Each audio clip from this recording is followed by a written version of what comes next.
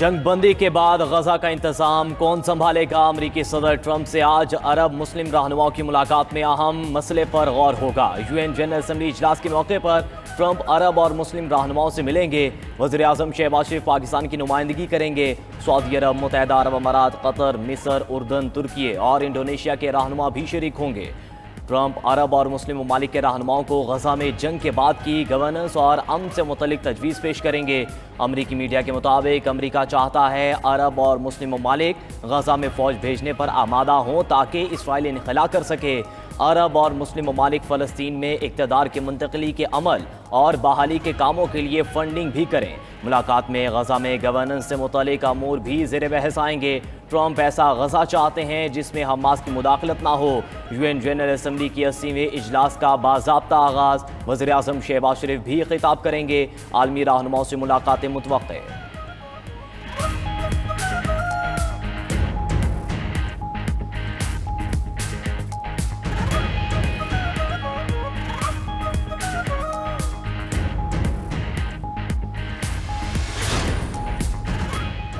France, Belgium, Luxembourg समेत मजीद 6 ममालिक ने फ़लस्तीनी रियासत को तस्लीम कर लिया। बरतानिया, ऑस्ट्रेलिया, कनाडा और पुर्तगाल भी फ़लस्तीनी रियासत को तस्लीम कर चुके। फ़लस्तीन को तस्लीम करने वाले ममालिक की तादाद 147 हो गई। न्यूयॉर्क में सऊदी अरब और फ्रांस की सरबराही में फ़लस्तीन कॉन्फ्रेंस। सऊदी अरब और फ़लस्तीन इंतज़ामिया का फ्रांसीसी सदर के फैसले का खैर मकदम। फ्रांसीसी सदर मैक्रोन ने खिताब में कहा, वक्त आ गया है जंग, कत्लेआम और लोगों की हिजरत को रोका जाए। हर चीज़ हमें मजबूर करती है कि हम इसे मंतकी अंजाम तक पहुँचाएँ। अमन के लिए अपनी पूरी ताकत इस्तेमाल करना होगी। फ्रांसीसी सदर का सऊदी अरब से मिलकर डोनर ग्रुप बनाने का भी ऐलान। अमेरिका और इसराइल ने आलमी कॉन्फ्रेंस का बॉयकॉट किया।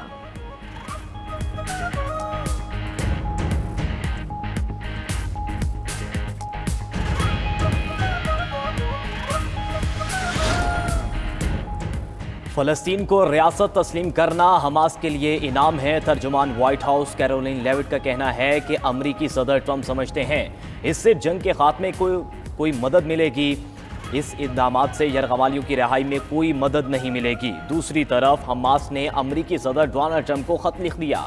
हमास ने ख़त में 60 दिन की जंगबंदी के लिए बाएतमाद ज़मानत मांग ली। अमरीकी मीडिया के मुताबिक हमास ने ट्रंप के लिए ख़त सालिस मुल्क कतर के हवाले किया।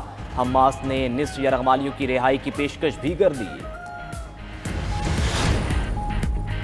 अक़वाम मुत्तहदा में इसराइल पर तनकीद के दौरान कई आलमी रहनुमाओं का माइक बंद कर दिया गया। तुर्क सदर रजब तैयब एर्दोगान के खिताब के दौरान माइक बंद। कैनेडियन वज़ीर आज़म और इंडोनेशियन सदर के खिताब के दौरान भी इसी किस्म की सूरत हाल रही। तुर्क सदर रजब तैयब एर्दोगान ने फौरी जंगबंदी का मुतालबा किया। सऊदी वज़ीर ख़ारजा ने कहा कि 2 रियासती हल अमन के लिए ज़रूरी है। गजा में अमन के लिए फ्रांस समेत तमाम ममालिक के साथ ताउन जारी रखेंगे। UN secretary general Antonio Guterres ने कहा कि फ़लस्तीनी रियासत फ़लस्तीनियों का हक है। फ़लस्तीनी सदर महमूद अब्बास ने वीडियो लिंक खिताब में कहा कि इसराइल मुज़ाकरात की मेज़ पर आए। फ़लस्तीनी हुकूमत में हमास का कोई किरदार नहीं होगा। इसराइल गैर कानूनी आबादकारी और तोसी बंद करे।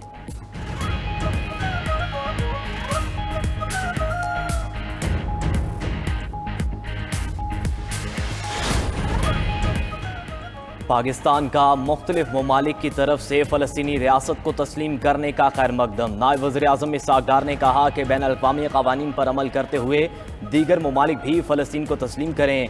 पाकिस्तान 1988 में फ़लस्तीन को तस्लीम करने वाले अव्वलीन ममालिक में शामिल है।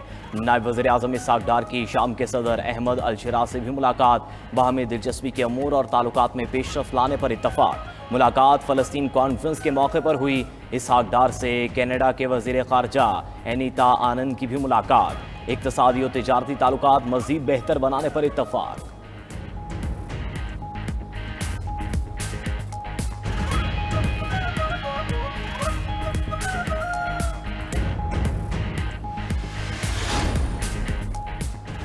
अमरीकी सदर के काफिले पर फ्रांसीसी सदर को सड़क पर रोक लिया गया। न्यूयॉर्क पुलिस ने फ्रांसीसी सदर को कहा कि आप आगे नहीं जा सकते। अक़वाम मुत्तहदा की 80वें जनरल असेंबली इजलास के मौका पर न्यूयॉर्क पुलिस ने ट्रंप के काफिले के लिए सड़कें बंद की थीं। मैक्रोन गाड़ी से निकले और अमरीकी सदर को फ़ोन किया कि उनकी गाड़ी रास्ते में फंस गई है, रास्ता क्लियर करवा दें। फ्रांसीसी सदर से पेश आए वाक़े की वीडियो सोशल मीडिया पर वायरल।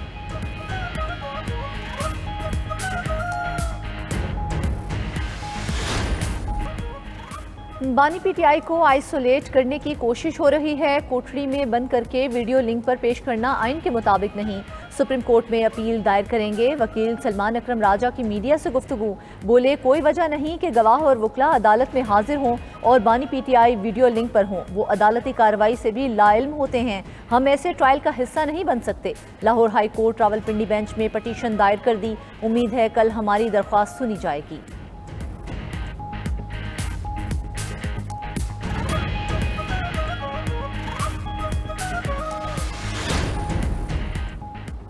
हमारे खिलाफ जाली मुकदमात बनाए गए हैं, हमें अदलिया से इंसाफ की उम्मीद है। वज़ीर आला KP अली मीन गंडापुर की मीडिया से गुफ्तगू, कहा किसी भी मुल्क से बातचीत करने का इख्तियार विफाकी हुकूमत का है। बातचीत से ही मसाइल हल होंगे, अमन होगा और तिजारत खुलेगी। अली अमीन का 27 सितंबर को जलसे में भरपूर अवामी ताकत का मुजाहरा करने का ऐलान। पेशावर हाई कोर्ट ने इलेक्शन कमीशन को वज़ीर आला खैबर पख्तूनख्वा अली अमीन गंडापुर के खिलाफ कार्रवाई से रोक दिया। इलेक्शन कमीशन ने 14 दिन में जवाब तलब कर लिया।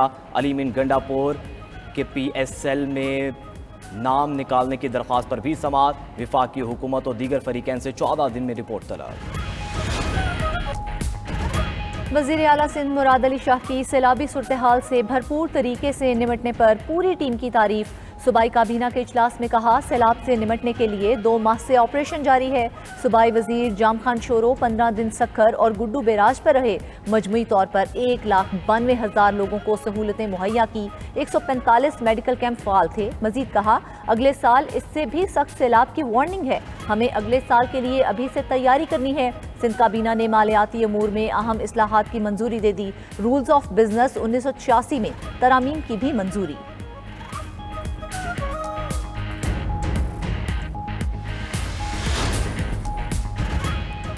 सिंध हुकूमत का रवां हफ्ते से खवातीन को पिंक स्कूटीज देने का फैसला। सीनियर वजीर शर्जील इनाम मेमन ने इजलास में कहा खवातीन और तालिबात को मुफ्त इलेक्ट्रिक स्कूटीज रवां हफ्ते से ही फराहम की जाएंगी। मंसूबे से खवातीन को महफूज और बावकार सफ़र मुयसर आएगा। शफाफ मैकेनिज्म के तहत मेरिट और ज़रूरत की बुनियाद पर स्कूटीज अलॉट होंगी।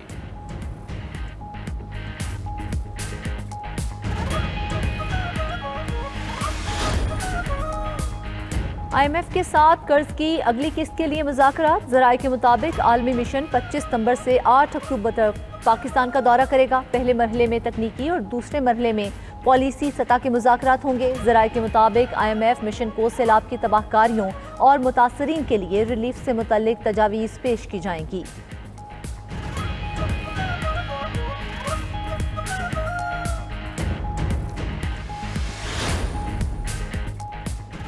पाकिस्तान में गुर्बत की शरह 25.3%। 3 साल में गुर्बत की शरह में 7% इजाफा हुआ। आलमी बैंक ने गुर्बत से मुतल्लिक रिपोर्ट जारी कर दी। कंट्री डायरेक्टर पाकिस्तान की रिपोर्ट के मुताबिक 2022 में गुर्बत की शरह 18.3% थी। 2022 के बाद शरह बढ़ना शुरू हुई। गुज़श्ता बरस ये शरह 24.8% तक रिकॉर्ड की गई। सऊदी अरब के मुफ्ती आज़म शेख अब्दुल अजीज़ बिन अब्दुल्ला आल शेख इंतकाल कर गए। मुफ्ती आज़म की उम्र 81 बरस थी। कुछ अरसे से अलील थे। शेख अब्दुल अजीज़ बिन अब्दुल्ला आल शेख के सबसे ज़्यादा खुतबा हज देने का एजाज़ हासिल है। सदर मुमलिकत और वज़ीर आज़म शहबाज शरीफ का मुफ्ती आज़म शेख अब्दुल अजीज़ के इंतकाल पर दुख का इजहार। सऊदी फरमारवा शाह सलमान, वली अहद मोहम्मद बिन सलमान और आवाम से ताज़ियत।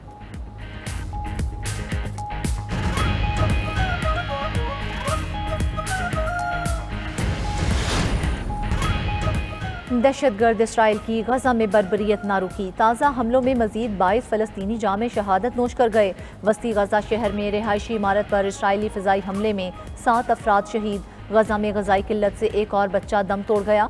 दूसरी तरफ ग्लोबल समूद फ्लोटेला ने अस्कलान जाने की इसराइली पेशकश मुस्तरद कर दी। इसराइल का मिशन को रोकने और बहरी नाकाबंदी को बरकरार रखने का ऐलान। इसराइल ने इमदादी सामान अस्कलान की बंदरगाह पर उतारने का कहा था। एक्वाडोर में डीजल पर हुकूमती सब्सिडी खत्म करने के खिलाफ मुजाहरे। सैकड़ों मुजाहिरीन ने दरख्तों के जरिए सड़कें बंद कर दी, गाड़ियों को आग लगा दी। ऑल्टावालो शहर में पुरतशद्दुद मुजाहरे। मुश्तलिल अफराद ने थाने को आग लगा दी। खबर एजेंसी के मुताबिक एक्वाडोर हुकूमत ने डीजल की कीमत $1.80 से बढ़ाकर $2.80 फी गैलन की थी।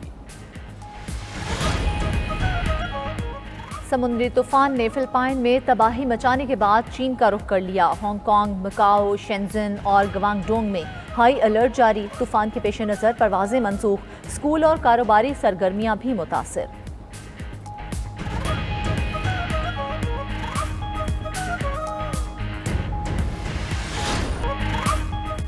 और न मेसी न रोनाल्डो, फ्रांस के उस्मान डेम्बेले फुटबॉल की दुनिया के नए बादशाह बन गए। 27 साला उस्मान ने दुनियाई फुटबॉल का मोतबर तरीन अवार्ड बैलन ड'ओर जीत लिया। अवार्ड जीतने की खुशी में उस्मान जज्बात पर काबू न रख पाए।